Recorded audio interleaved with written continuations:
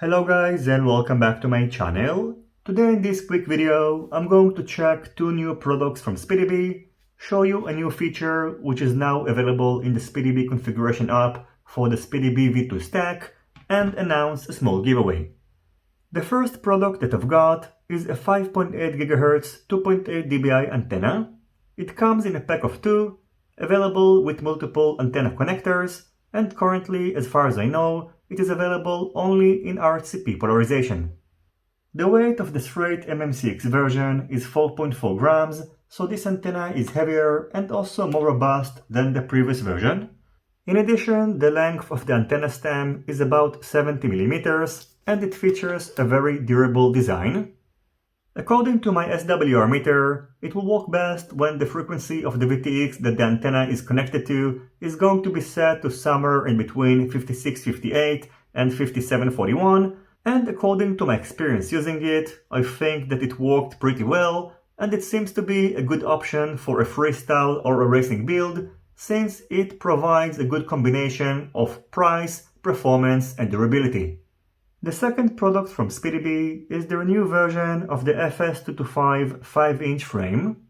All the parts of the frame are nicely packaged, and the main differences between the first version of the frame, which I've already reviewed, and the second one are that on the backside of the bottom plate you can find 30 by 30 and 20 by 20 mm mounting holes for mounting a VTX, and the side plates support both 19 by 19 and 20 by 20 mm FPV cameras.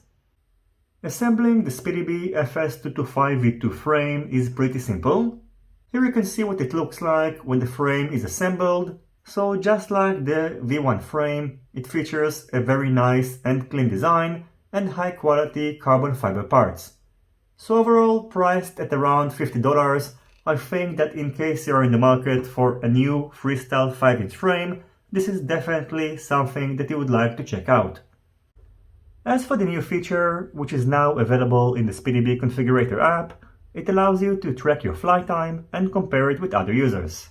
This feature will require you to log in to your SpeedyBee account and is currently only compatible with the AGLRC Zeus 5, Mamba F722, and of course the SpeedyBee F7 V2 flight controllers.